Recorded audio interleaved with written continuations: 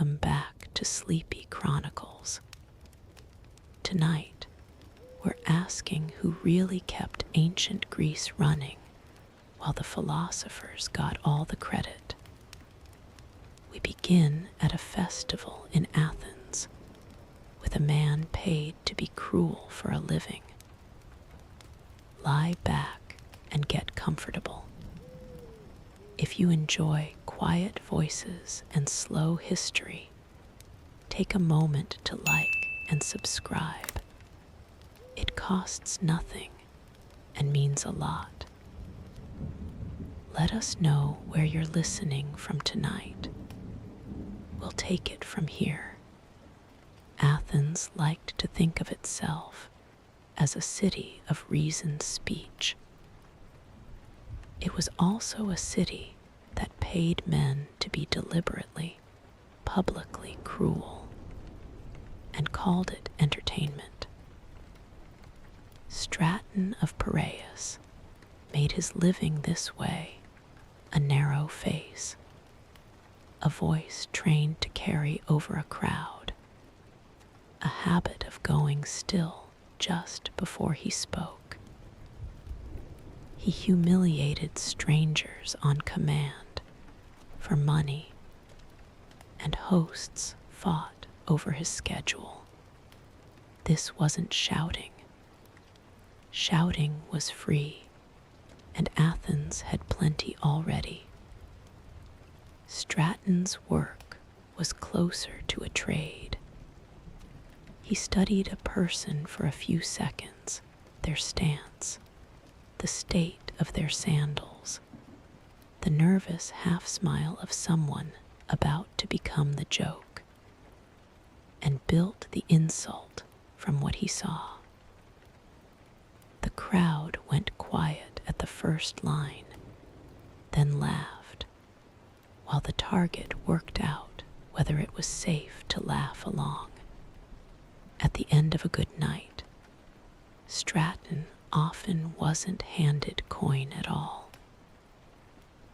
Organizers ran short on silver and paid performers in small fired clay counters instead, cheap discs, worth nothing outside that one event, tossed into his palm and forgotten by everyone but him. He kept them anyway, folded into cloth at his belt. His cruelty, oddly, was organized rather than reckless.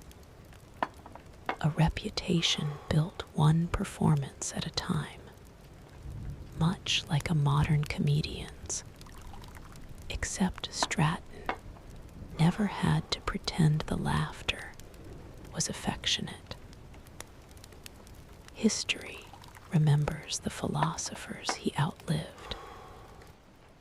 It does not remember his name outside a few scratched pottery fragments, proof that cruelty as a trade left a smaller legacy than wisdom as one. Straton's evenings ended, and the city moved on to grieve or blame someone else entirely. When something went wrong in a Greek city, a bad harvest, a spreading illness, a run of unexplained misfortune, the first question was rarely what happened. It was who. Melas had cracked, sunburned hands, and a limp he'd carried since childhood, and no family willing to claim him, which made him exactly the kind of man a city reached for when it needed someone to carry the blame. A modern city facing hardship forms a committee to write a report nobody reads. Athens simply picked a man and walked him out the gate.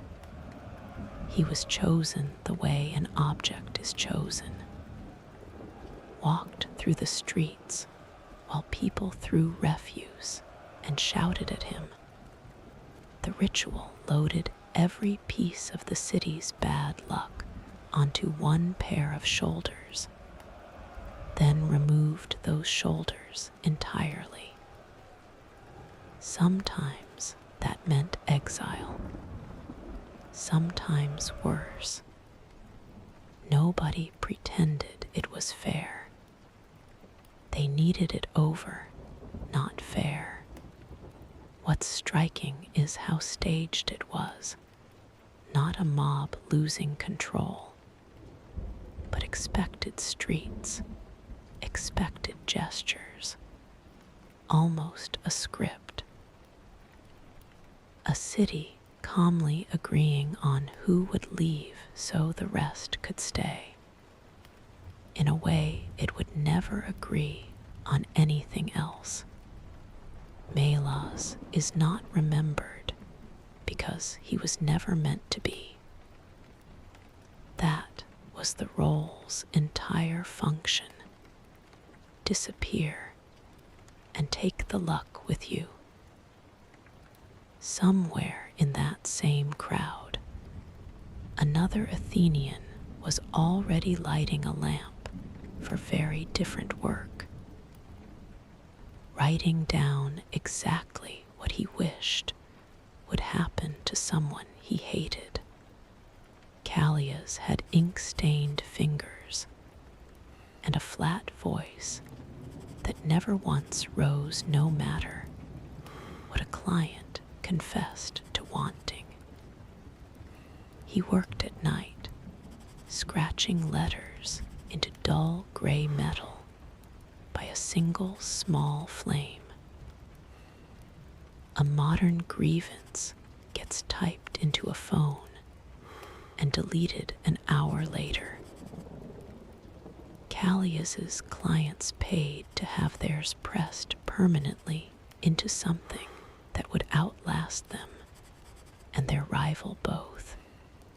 He listened without judgment, even when a merchant asked, in a low voice, for a competitor's knees to fail him in the street, and turned each complaint into something closer to a formal petition than a curse, a name, a wish, a place, written slowly so his hand wouldn't shake. Once finished, a piece left his workshop rolled tight and was never spoken of again. What almost nobody said out loud was the obvious part. A man could spend his whole life turning other people's pettiness into something that looked like solemn religious craft. Callias never once laughed at a client, not even the one who wanted a rival's prize rooster to lose its voice by morning. That, too, was the job. 3 men, 1 evening in Athens, 1 paid to wound with words, 1 made to carry the city's fear, 1 hired to put a curse into permanent writing. None appear in a single surviving speech about Athenian greatness. All 3 kept it running. Powerful men in ancient Greece rarely touched their own sweat, their own grime, or their own furniture, if someone else could be paid to touch it for them first. Athens believed its politics were one with logic. In practice, they were one with volume, and volume produces sweat. Philon, a short, wiry man with permanently damp sleeves, stood a step behind important speakers, holding a sponge on a stick, waiting for the moment to lean in and wipe a dripping face without the crowd noticing he existed. Timing was the entire craft, with no margin for guessing wrong. A beat too soon, and the whole square noticed the interruption instead of the argument. A beat too long, and a man built on decisiveness ended up looking like he'd just climbed out of a river. Philon learned to read a face the way a farmer reads weather. A tightening around the eyes meant 30 seconds. A flush across the cheeks meant now. Imagine building to the loudest line of your life, voice cracking with conviction, and feeling a stranger's hand dab your chin mid-sentence, as if you were a windowsill someone forgot to close before the rain. A modern assistant hands someone a tissue between takes. Philon timed his working life to a single, unpredictable forehead in a square that would remember the speech and forget he had ever stood there. There was no ceremony at the end of a good day, no nod, nothing. His success looked, from the outside, like nothing happening at all, a strange kind of skill to build a life on, being flawless in a way no one is meant to see. History kept the speeches. It never once kept the sponge.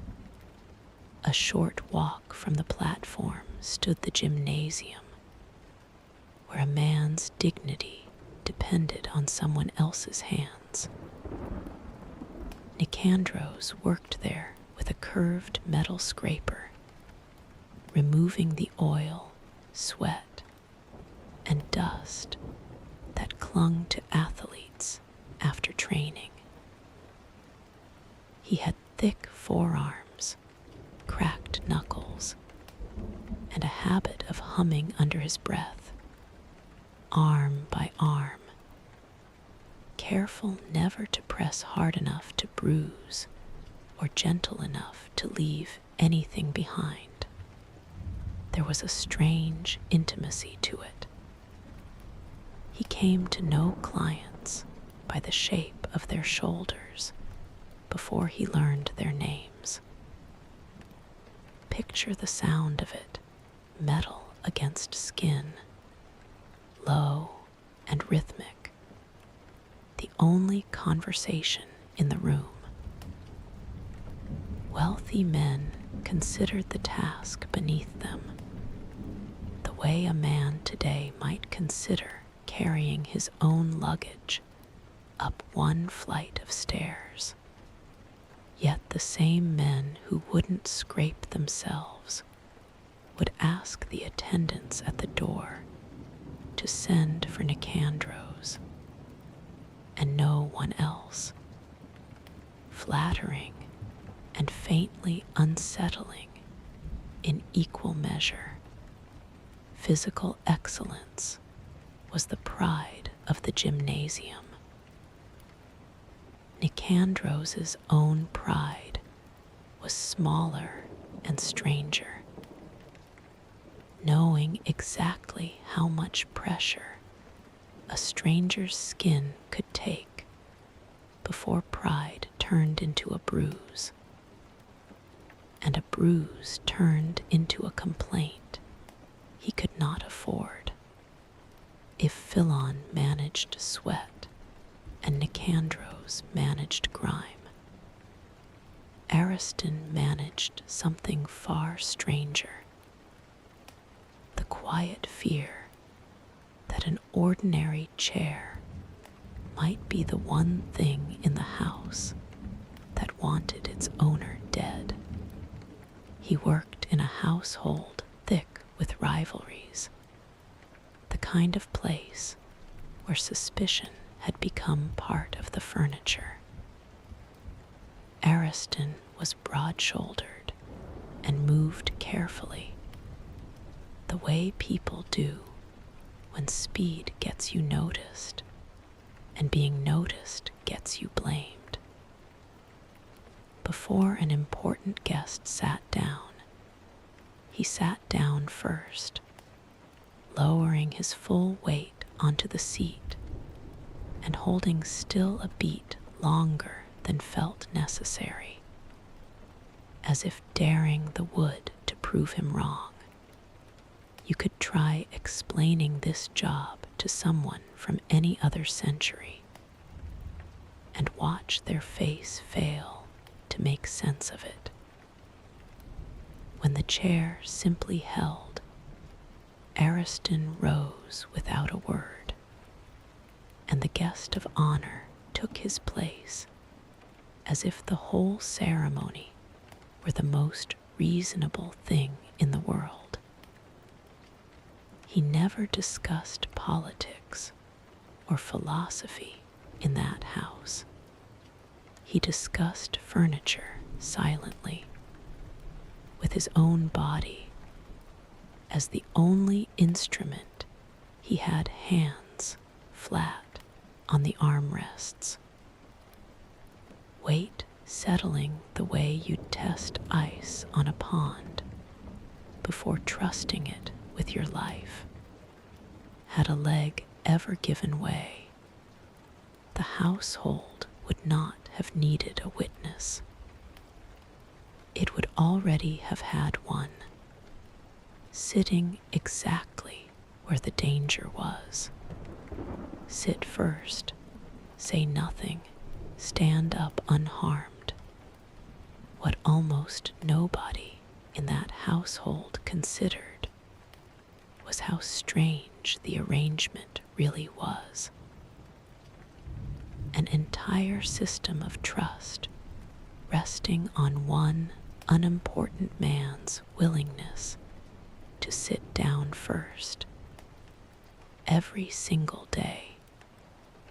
So a more important one never had to wonder. A sponge kept a man dry enough to be taken seriously. A scraper kept him clean enough to be admired.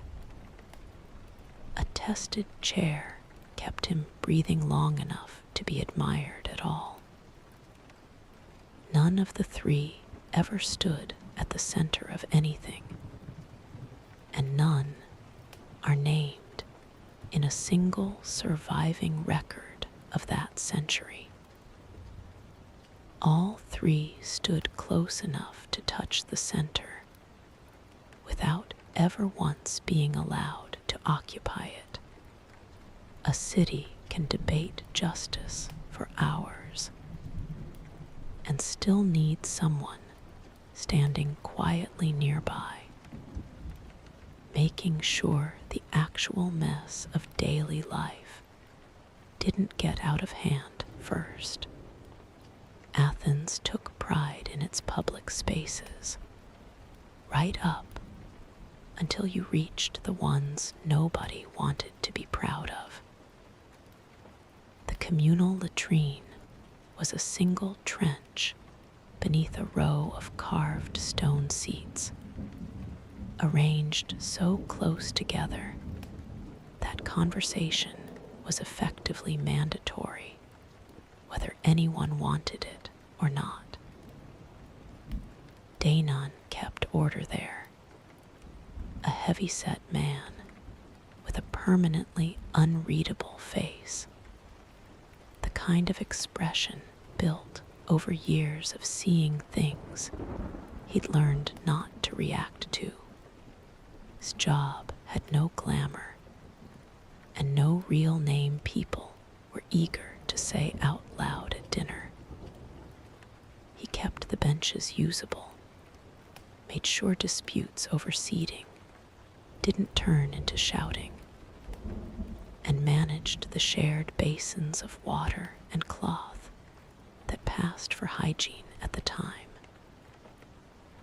Imagine spending your entire working day maintaining calm in a room built entirely around everyone's worst, most private 5 minutes.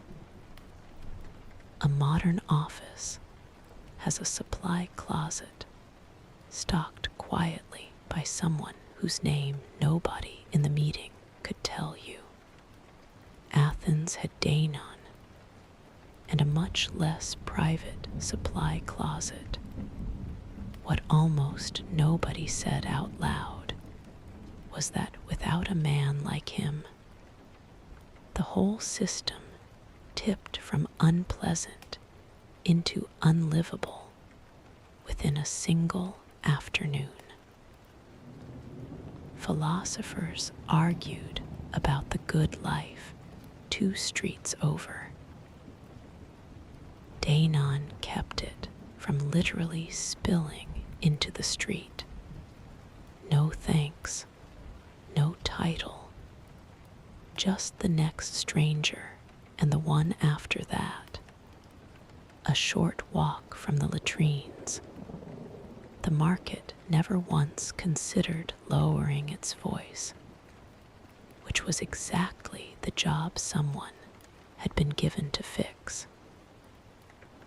Hegesias, thin and hoarse from a decade of trying, walked the stalls asking merchants, customers, and the occasional arguing philosopher to please, kindly, quiet down. Nobody ever really did.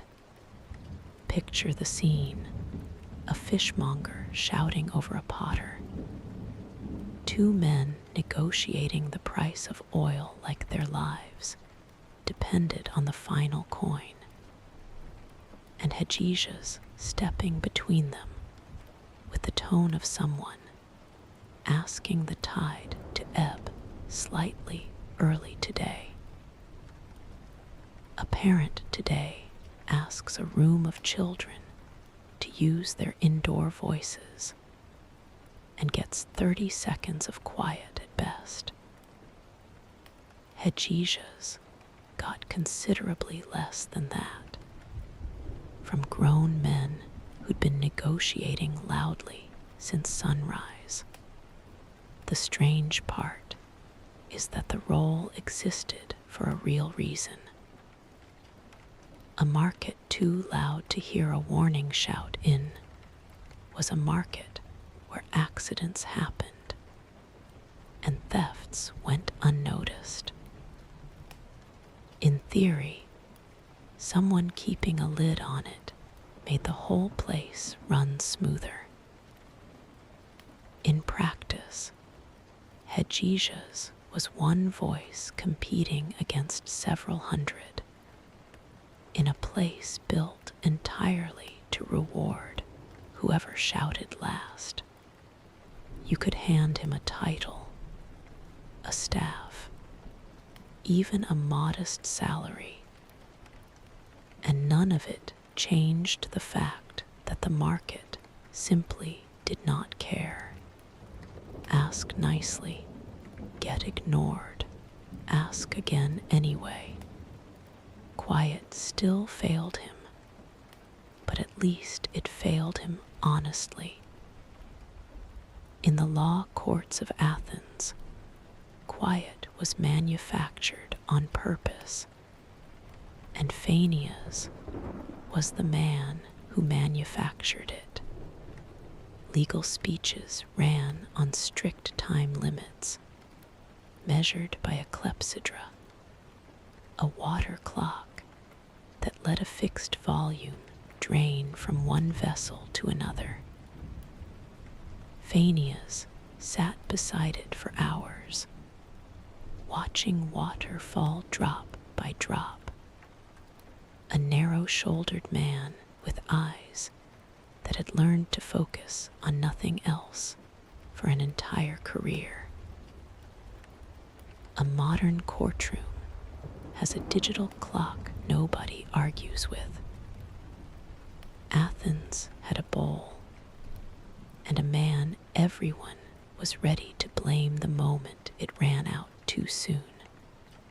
You try sitting through an entire trial, staring only at water, while two grown men accuse each other of fraud, cowardice, and every insult a courtroom allows, a few feet away.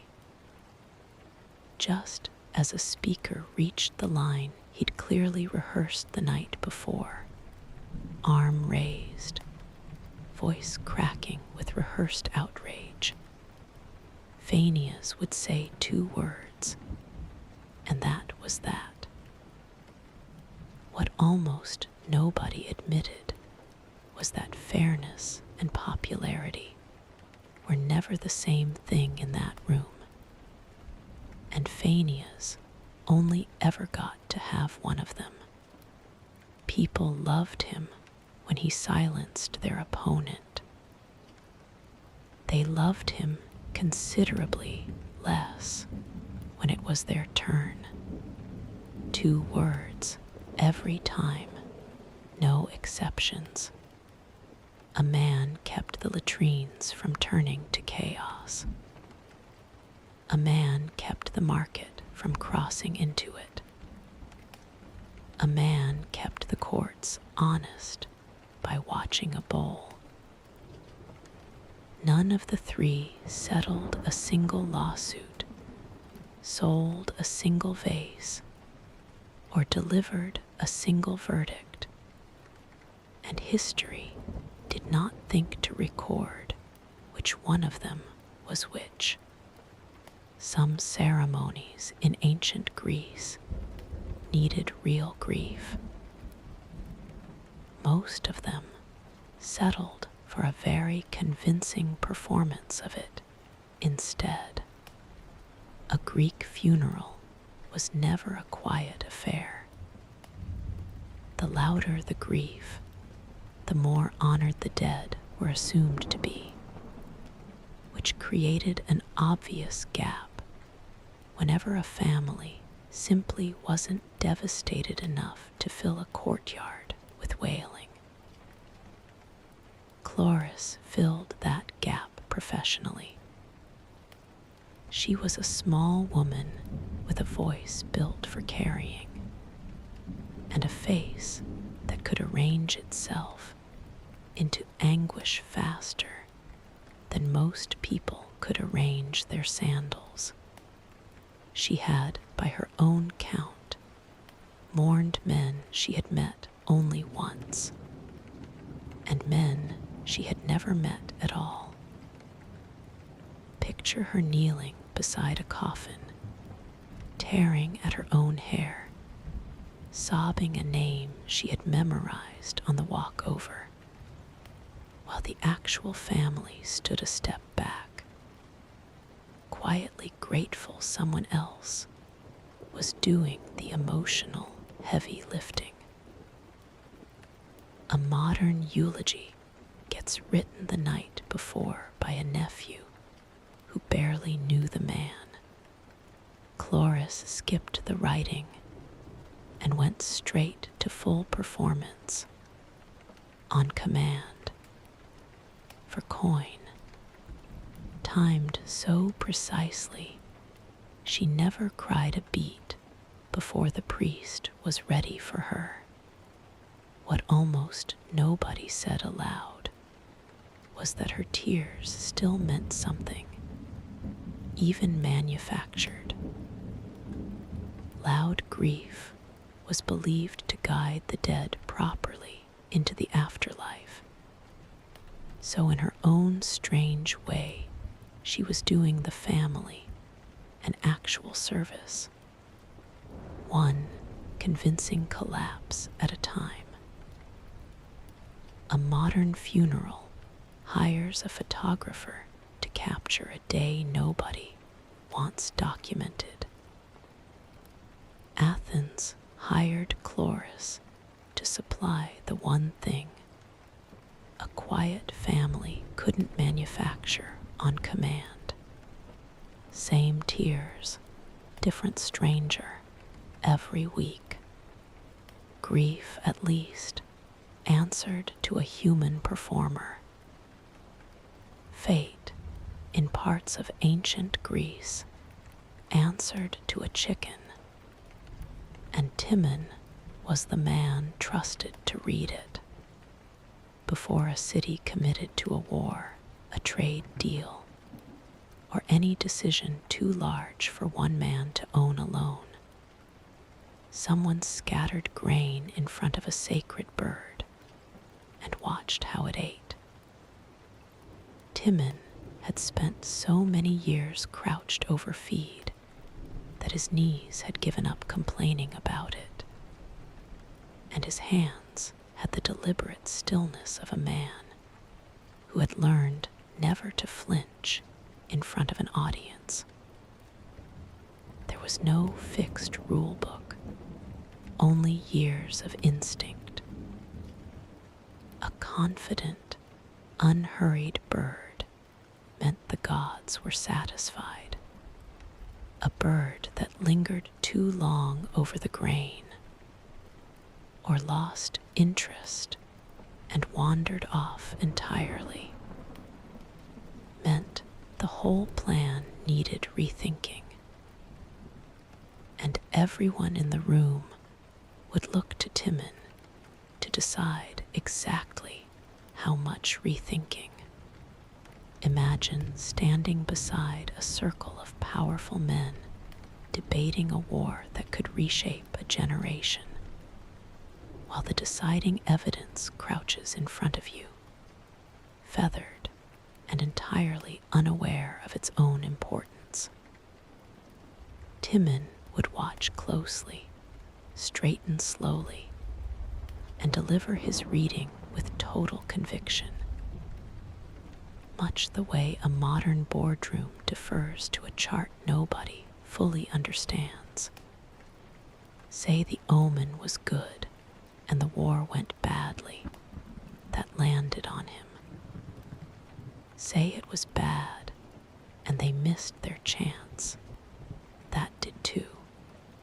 He never once let his face admit that some mornings the bird simply wasn't hungry, and an empire's plans bent around that fact anyway.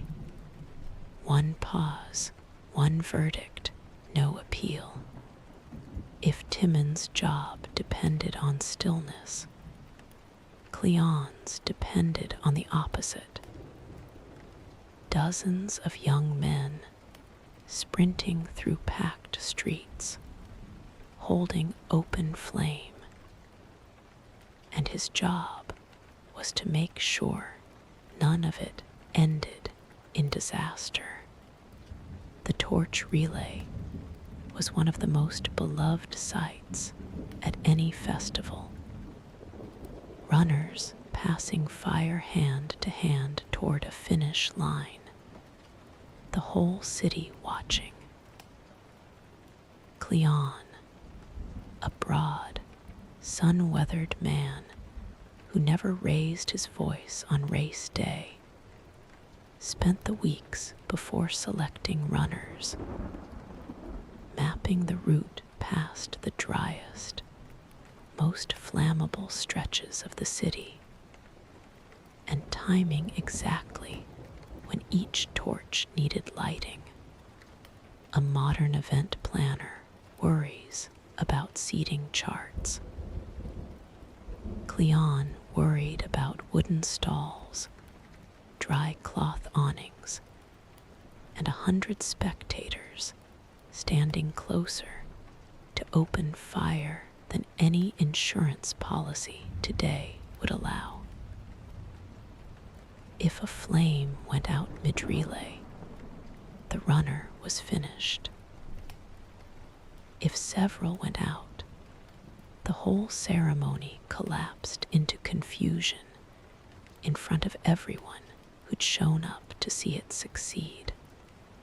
When the race went well, crowd cheered the runners, not the man who'd spent 3 sleepless nights ensuring nothing on that route could catch. Cleon stood at the edge of it, watching the flame cross the line, quietly counting every building that hadn't burned down. Nothing caught fire. Nobody noticed why.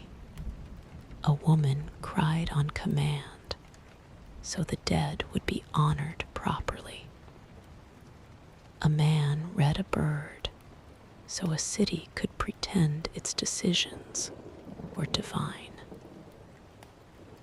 Another man kept a festival of fire from becoming a tragedy nobody would remember planning.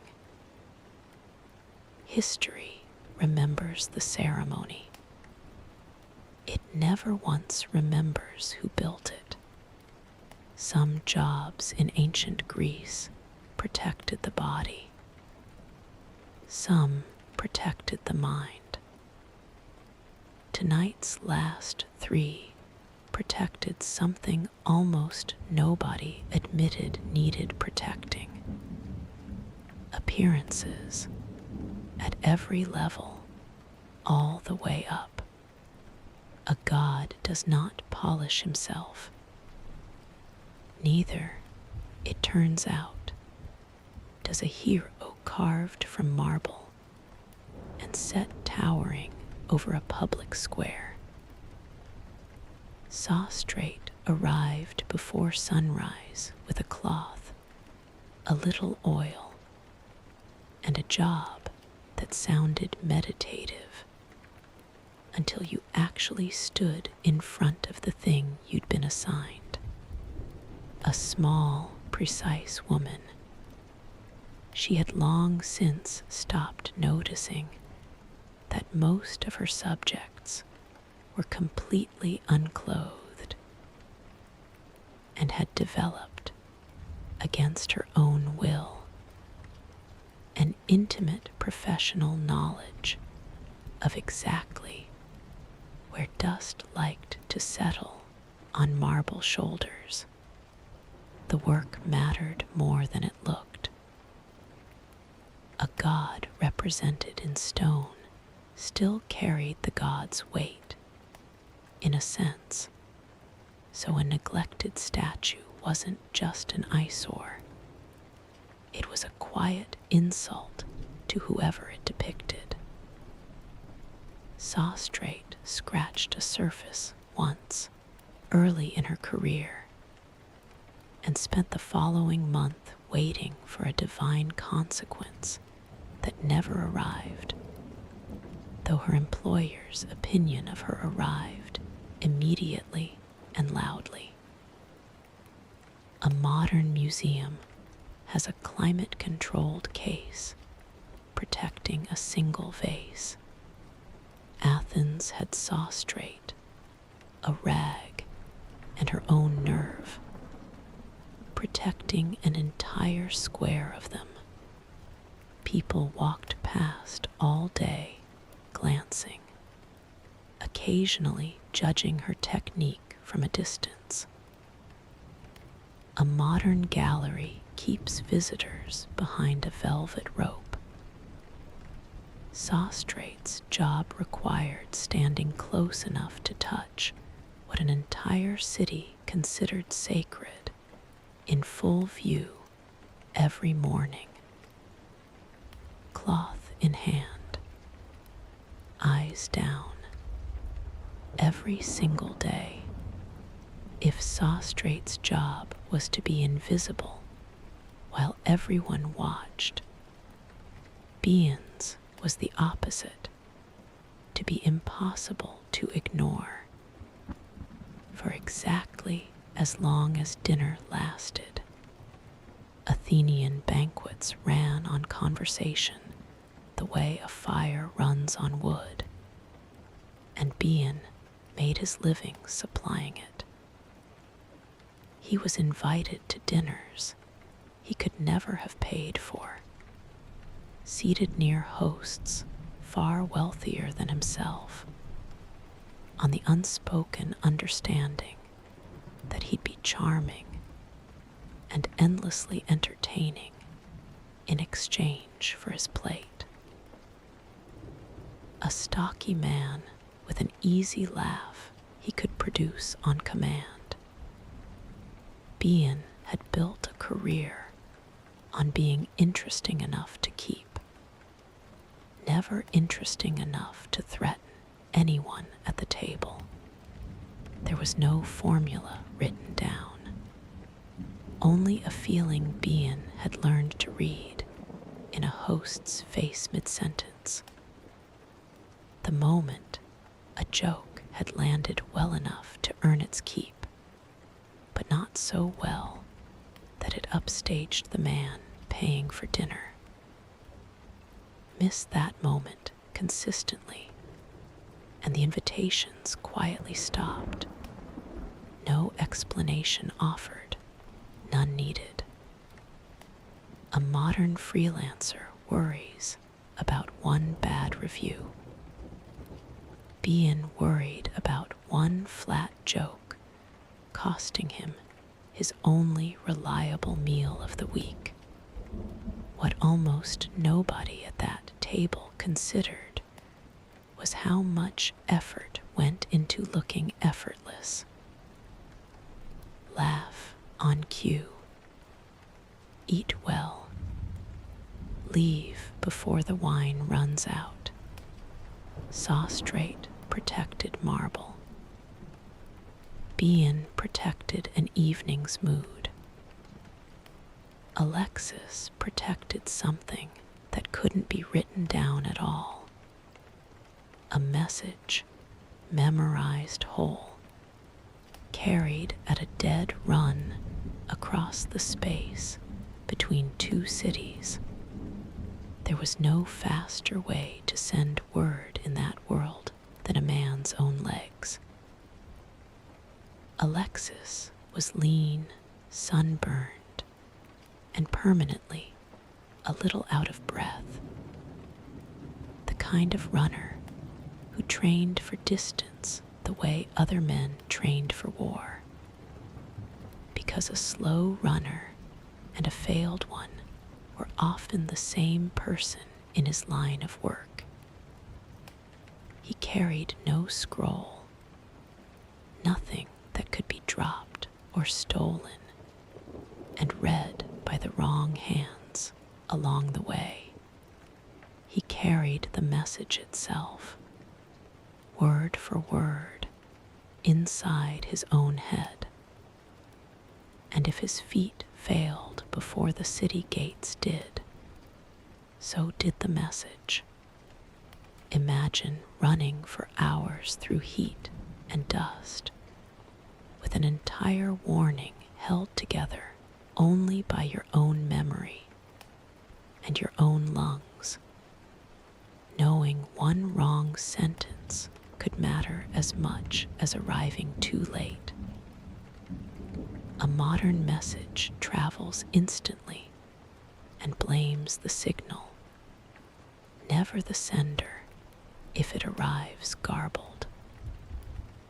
Alexis had no signal to blame. His message had exactly one chance to survive, and it lived or died with him. He finished his final run of the week just after dawn, cutting through the emptied theater grounds on his way home, legs shaking, message already delivered and already forgotten by everyone but him. There, swept into a corner by whoever cleaned the space each morning, sat a small heap of cheap fired clay counters, the kind handed out to performers who hadn't been paid in coin that season. Thousands of them by now, worn smooth, indistinguishable from one another, waiting for nobody to claim them. Alexis didn't know whose they were. He had no reason to. He simply stepped around the pile the way you step around anything ordinary and kept walking. A woman kept the gods looking cared for. A man kept a dinner table pleasant. A runner kept a city's most urgent words alive long enough to matter. None of them are named in the histories that praised the age they lived through. History remembers what ancient Greece built. It rarely remembers who kept it standing, laughing, and moving, one unglamorous morning at a time. And if you've been listening this long, half asleep now yourself, maybe that's worth carrying with you before the last light goes out. Every grand thing you'll ever be told about was held up by somebody ordinary, doing something small that nobody thought to write down. If that thought kept you company tonight, a like or a subscribe helps this quiet corner of the internet stay standing too, in its own small, unglamorous way. Let your shoulders drop. Let your breathing slow. There's nothing left to carry tonight except sleep. Rest well, and we'll see you next time